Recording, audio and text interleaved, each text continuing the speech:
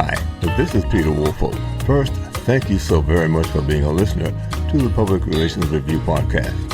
I would really appreciate your leaving a review of the podcast. Let me know what you think. To make it easy, you can go directly to the podcast website, and that is publicrelationsreviewpodcast.com. There, you can go directly to the review page to leave your review. So let me know what you think of the podcast. And again, thank you so very, very much for being a listener. Welcome to the multiple award-winning Public Relations Review podcast, ranked by Apple among the top 1% of podcasts worldwide. Each episode features distinguished American and international guests who explore a wide range of public relations topics, including AI, digital trends, crisis communications, storytelling, media relations, and more. Our conversations bring together seasoned professionals, business leaders, authors, academics, and government officials and others to share their insights and expertise. Now, here is your host and producer, Peter Woolfolk. Welcome to the Public Relations Review podcast. I'm sorry I've been away for so long, but moving from Nashville to Washington, D.C. took up quite a bit of time. But I'm glad I have a chance to join you. Now, question to my listeners. Do you know what qualities are most important when clients begin searching for a public relations agency? How confident are you that your PR agency is using AI effectively and responsibly? These and other questions in a survey were presented to marketing leaders who have experience working with advertising and public relations agencies. And the results are quite an eye-opener. Now, joining me today is Jessica Howard. She's the Senior Vice President for Integrated Communications with the Dawson Agency in Nashville, Tennessee, and she's here to discuss this survey. First, Jessica, welcome to the podcast. Thank you. Thanks for having me, Peter. So, first of all, what was the motivation for your organization having this survey? And after that, let's look and examine the eye-opening results that came back. So, first of all, let's talk about why you decided to have this. Sure. I think there's a lot of pressure on agencies these days. We've seen across the board marketing budgets get cut, which clearly affects agency partners many times. So we want to really better understand what are the pain points of our clients and how can we be better? You know, we pride ourselves on Dalton at having personal relationships, good relationships with our clients and asking for feedback. But sometimes because you do have a good relationship, they may be not as open about areas where we can improve. And so we wanted to see as a whole, as an industry, what's happening with budgets, what's happening with AI, how are companies choosing an agency to work with, what's the most important things to them, and then what can we do about that? You know, so it's one thing to have the data and to understand what the problems are, but then how can we think through how to improve? And so I do want to say we didn't survey our clients because some of these, I think you said they're eye-opening. Some of these results are eye-opening, but I think it's good for us to hold our own feet to the fire and get the truth and then figure out how we can be better partners. So with that understanding, now let's take a look at the actual survey results. Why don't you, let's say, start at the beginning and let us know what it is you asked them and what response did you get back from those questions? Sure. So I'll do kind of high level. We asked 5 questions. And one of the main things I was interested in seeing, you know, we're all always out there trying to get new business, is when you're looking to hire an agency, what are you looking for? What's the most important thing to you? And this probably won't surprise any of your listeners, but 40% of the marketing leaders said they prioritize agencies with a proven track record and measurable results. So we can talk about ROI in more detail later, but this really is something that's important, especially for PR professionals, because ROI is a tale as old as time, right? It's something that we're always trying to prove. So results were important, 40%. And then on the flip side of that, what they found most frustrating, we asked, you know, what do you find most frustrating with your agencies? And 49% said high cost and unclear ROI. So this isn't painting the best picture because you have something that is very important to your clients, and then they're saying that they're not actually seeing agencies deliver on that. Then we asked about AI because that's something that everyone's talking about now. I think especially for the PR industry, it's especially important. And more than 1/3 of marketing leaders said they were not confident in agency partners effectively or responsibly using AI. So we have some thoughts around that we can get into a little bit more detail. And then we also asked, what's the future of your partnership with agencies? Are you bringing work in-house? Are you expanding? Are you looking for an integrated agency, a boutique agency? And almost 45% of respondents said they expect to bring work in-house, and 31% plan to consolidate their agency rosters. So I think that's where we're seeing a lot of those budget cuts. Then the final thing we asked them was around budgets. So in the coming few years, are you planning on increasing your budgets for agencies? Are they going to stay the same, or are you going to cut them? And the majority of leaders said they expect agency budgets to remain the same or decrease. So, these findings probably don't sound super surprising, but it can feel a little bit daunting because they're not incredibly positive. But, there are definitely things that we can do and steps that we can take to build a more successful relationship. And I think, especially in PR, we are accustomed to change. Some people may say we thrive on it. So I really want to be careful about how we view these, not in such a negative light, but as just the relationships in the agency world with our marketing leaders, they're just evolving like everything else. And it's our job to stay on top of that and listen to what our clients are saying and then make sure we have solutions. Well, why don't we, let's say, take a look at something that's very important is that the quality is most important to identify an agency. I mean, you've got a list of what they look for, and let's start at the top and go down to the bottom and take it from there. Sure. So, I think the main thing that stuck out to me with this was ROI. And, as a PR professional over the past 20 years, there's a lot more pressure to have results and then be able to clearly communicate the value you're bringing to your client. And we see from the results that's something that as an industry, they're saying we're not doing a great job with. And that's very concerning because that's our livelihood, is showing what we deliver. And we know what PR can do, but I think sometimes we have a hard time communicating that. So I'll start from the beginning of thoughts on what I think we can do around ROI. And I know there's a lot of talk in the industry, probably a lot of your listeners may agree with the statement that impressions and AVE are outdated. I tend to agree somewhat with that. I think there's also a perception that some of these numbers are inflated, but I actually think that they undervalue our work if we're using just AVE and impressions as the value that we're bringing to the table. So, for example, at Dalton, we have a lot of B2B clients. Mm-hmm. So a placement in a trade publication, it's not going to have huge reach numbers, but you are reaching a highly targeted and a highly engaged audience. And then just as important as that value that we bring in PR that a lot of our sister disciplines don't exactly bring is that immediate authority. So, if you're featured by a respected industry journalist, it's essentially a third-party endorsement. And, that's an incredible value that the numbers don't tell that full story, right? So, it pains me to say this a little bit, but I don't think that clients are ready for us to abandon those traditional metrics, because the reality is that, most of us are working with a marketing team lead, and then they have to report up to a CEO or a CFO or a COO, someone who wants to see numbers, someone who's taking our dashboard and our numbers and putting it into a bigger dashboard, right? If we can't provide numbers, PR is at risk of getting left out of the conversation altogether.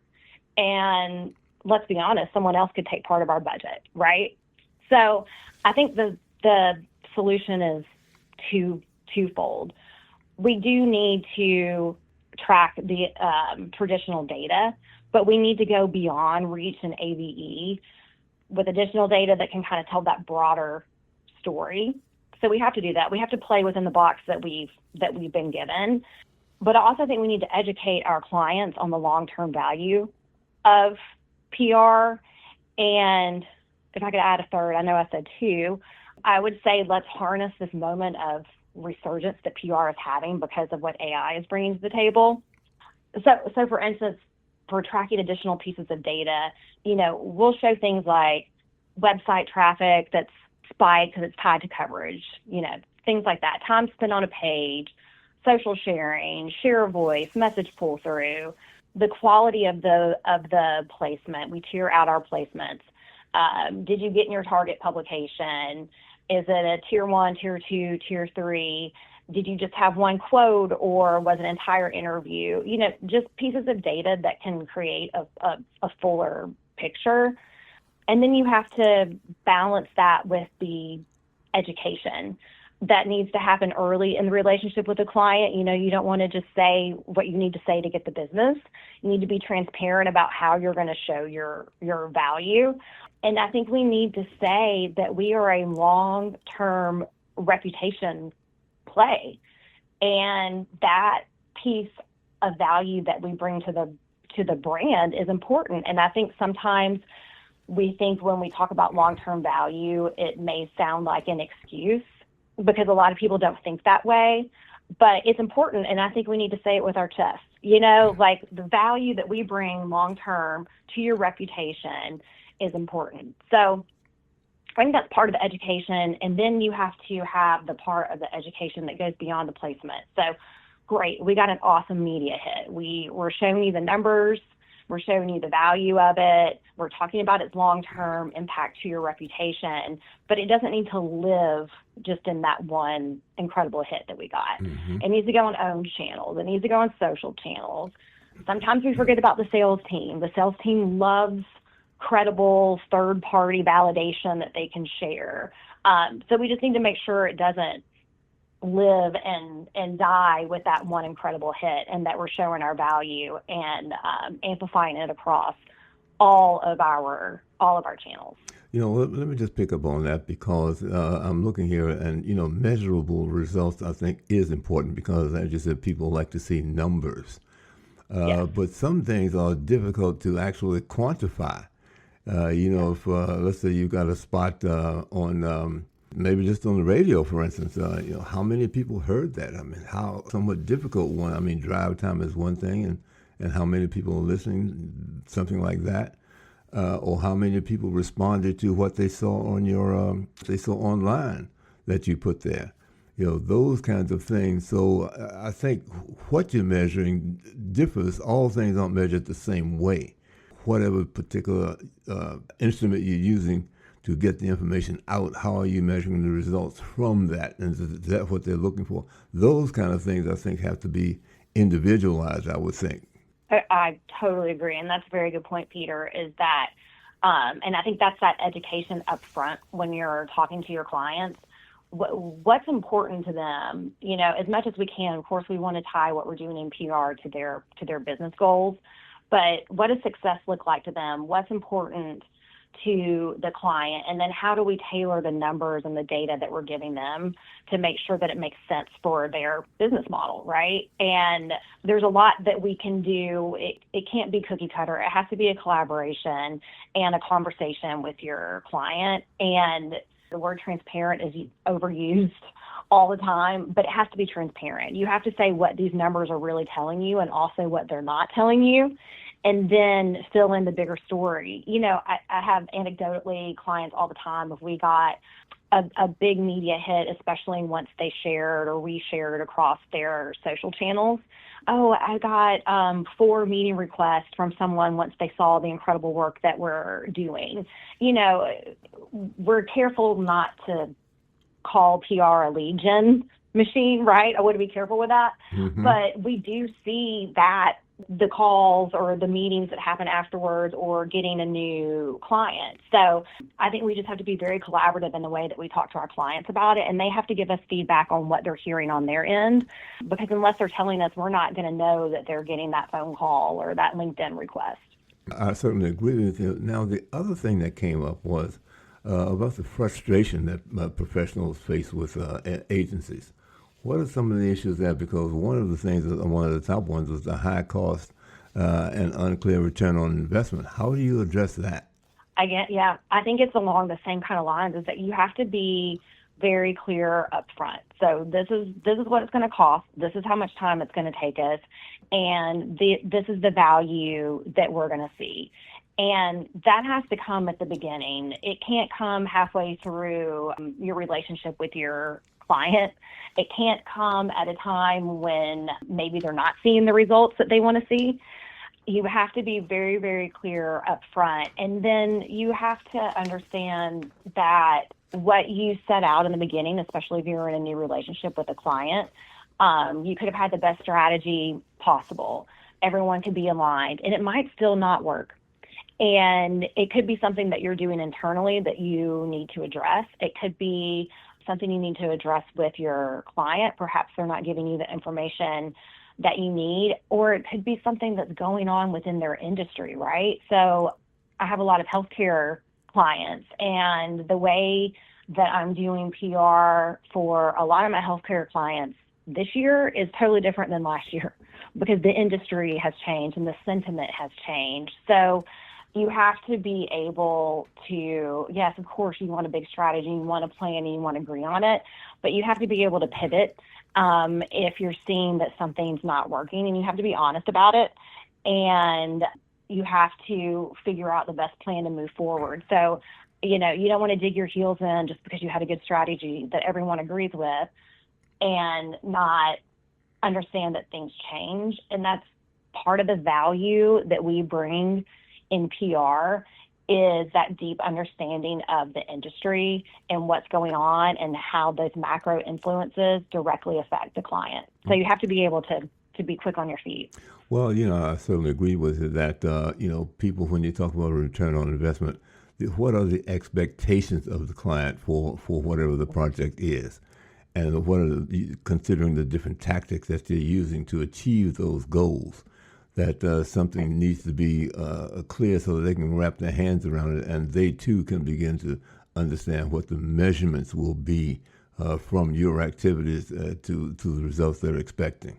Absolutely. And sometimes, this pains me to say, depending on what their business goals are, PR may not be the right thing for them in that specific moment. Mm-hmm. And you also have to be able to be honest and say that. We're an integrated agency, so it's a little easier for me. We were a PR only agency. That would be a very, very tough conversation to have.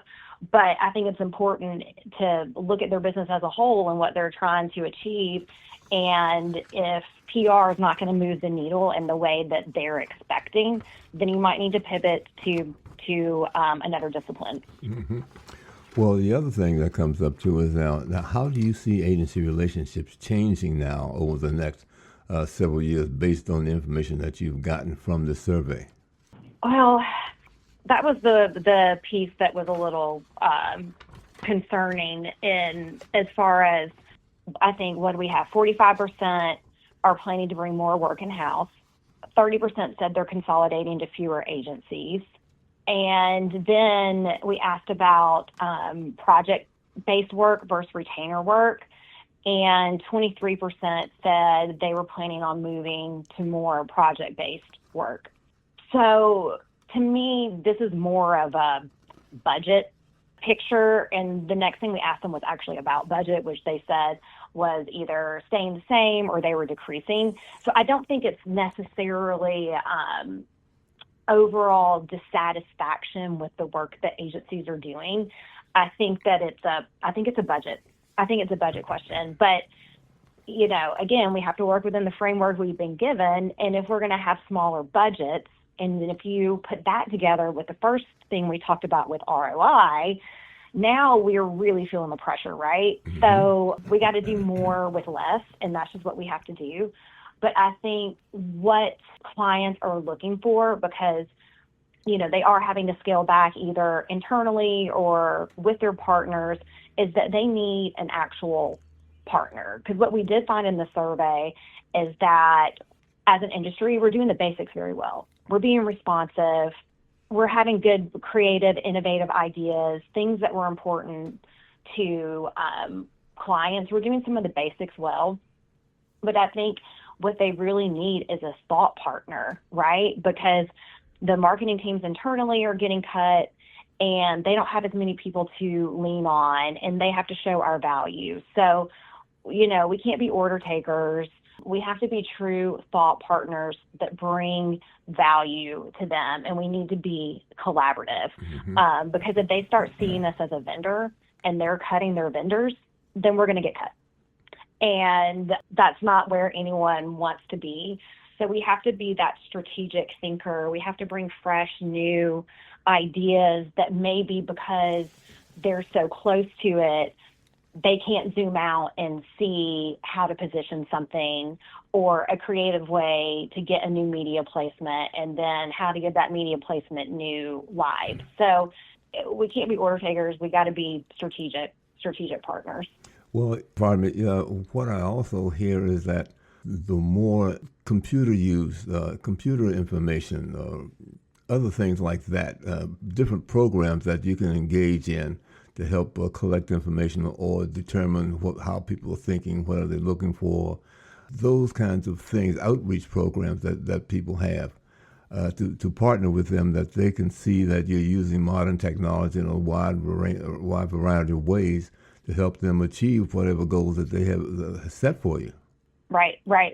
And I think that kind of takes us to what we also asked about, which was AI usage.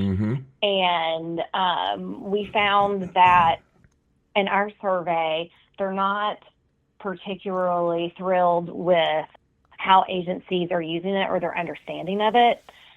And I took that as just a little bit of caution, not necessarily that companies are against agencies using tools. Because to your point, there's a lot of things that we can do to get more data, to pull our people out of an admin mindset and put them more as that strategic thought leader partner to make us more efficient. We have more time to be creative and think through things. And I don't think that even though the results seem a little bit negative, I don't think that companies are against it. I think that we just have to show that there's a human involved and that we're still coming up with ideas. We're still being strategic. But I think especially for PR, we're seeing that a lot of LLMs are pulling through earned coverage or non-paid. 90%, I believe, is non-paid. And the majority of that is earned. So, people are Googling things, but they're also going to ChatGPT, and we're seeing the fruits of our labor because they are prioritizing credible news sources.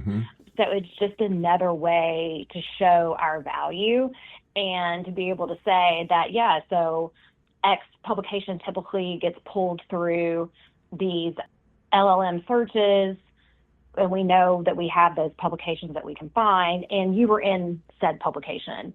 So not only are you getting found on Google, you're getting found the way that a lot of people are now searching. So, you just have to balance that with the fact that there's obviously, you don't want to use AI to write if I see another AI written social post or PR pitch, I'm sure journalists are very tired of seeing AI written. Actually, I've seen the data. They are very tired of it because everyone just looks the same. So we got to figure out how to harness it without losing, our craft and who we are. And people they're hip to it. They know when you're using AI. So we actually have a VP of AI at our agency, and he's making sure that we stay on top of things. He's also programming some proprietary pieces for us, but then he's also making sure that we have guidelines and guardrails and that we're very open with our clients for how we're using AI. They shouldn't have to be guessing. That's when they get suspicious, right? Like, we have to be completely transparent with what we're doing. And then we also have to make sure we're following their guidelines. I have some clients that in our contract says we can't use AI at all. So everyone needs to be aware of if an agency doesn't have their own guidelines, they certainly need to get them. And then we have to be aware of what our clients expect from us. And then we just have to tell them. Mm-hmm. We just have to tell them what we're doing. I think that sometimes we overcomplicate some of this. Well, let me just say this. I certainly use AI for writing some things for me. But what I do is once I get it, I read it. And I said, does this sound like me? And then I'll make the changes that I think that I would make or how I would say things. But what it does is just speeds up the process for me, but I don't accept whatever's given to me and move forward. I want to read it and make sure I feel comfortable that the folks can, not that they want to determine that it is AI or not, they don't look at the content and am I saying what I mean to say through this particular vehicle. Right. And I think too, when people are relying too heavily on it, I mean, we all use it. I think it's a great tool. But then you get this sea of sameness. You know, everyone's language sounds the same. And, you know, we're writing bylines, even pieces of own content, things like that for CEOs. And I don't want someone that I'm representing to sound like everybody else. Mm-hmm. You know, that takes away from the brand recognition and building their executive profile. So, you know, there's definitely a danger of leaning too much into it because then no one's differentiated, which is the whole point of what we're doing. Well, I certainly agree with you. And, you know, I just was excited when you brought this survey to me because I don't recall having seen something like this before. And I certainly know we hadn't had it on the program. So I was very, very pleased that, you know, we were able to get together on this. And I'm just wondering. Oh, thank you so much. Oh, absolutely. Hey, that's what we're here for. We're here to give information to our listeners that perhaps they hadn't heard before or that they can actually use in their daily work. And I think something like this is going to be very, very valuable. But let me ask you now, do you have any closing remarks that you'd like to make that you think our listeners need to know about? I think that it just goes back to the fact of evolving and being comfortable with change. So, you know, I feel like one major thing that an agency can bring to a company, to a client, is that we're on the cutting edge of what's going on. That's part of our job. That may not, you know, our clients may not have time to be completely up on everything and what's changing in the industry or even what's changing in their industry, but that's why they have us as a partner. And so when we see some of these results that may seem like they're a little bit negative, I don't think that's the case. It's just that these relationships are evolving. The world is changing. This is what happens. And we just have to stay on top of it. And we have to make sure that we're bringing value in a way that's important to our clients, not how we see value, not what we think ROI is, but what's important to them. And that means we have to have an actual relationship with our client. We have to be collaborative. We have to talk to them. We have to understand what they want. And then we need to provide that. We need to bring counsel. Sometimes what they want is not what's best for their company, and we have to provide that counsel. But it starts with having a relationship where you can have these honest conversations. And if you don't have that, you're just going to be a vendor. And when we're talking about these budget cuts and they want to cut a vendor, you're going to get cut. You know, so I think some of this, as much as we say things are evolving and changing, some of it is old school PR and making sure that you're listening to your clients and you have those relationships. Well, Jessica, let me say thank you so very, very much for bringing this survey to us. We certainly appreciate it. And let me say my guest today was Jessica Howard. She's the Senior Vice President of Integrated Communications with the Dalton Agency in Nashville, Tennessee. And I certainly hope that you have gotten a bit of information and can benefit from the discussion we've had today. And I'd like to thank you for joining us and also join us for the next edition of the Public Relations Review Podcast. Thank you for joining us on the Public Relations Review Podcast. We invite you to share this episode with your friends and colleagues, and we greatly appreciate your reviews and feedback, which help us improve and grow. The Public Relations Review Podcast is produced by Peter Woolfolk in the Washington, D.C. suburb of Silver Spring, Maryland. Thank you for listening, and please share this podcast with your colleagues. Hello, this is Peter Woolfolk. First, let me say thank you so much for being a listener. Now, I want to alert you to our shiny new podcast website located at podpage.com. However, you can go directly to the podcast site located at publicrelationsreviewpodcast.com. There, you can contact me through email. You can leave a voice message. You can leave a review. You can read an episode blog and frequently learn about the podcast guests. You might also want to suggest podcast topic ideas or even suggest a guest. You can also let me know if you would like to receive our podcast listener logo that you can post on your social media. So I look forward to hearing from you about our new podcast website. Thank you so much for listening to the Public Relations Review Podcast, and have a great day.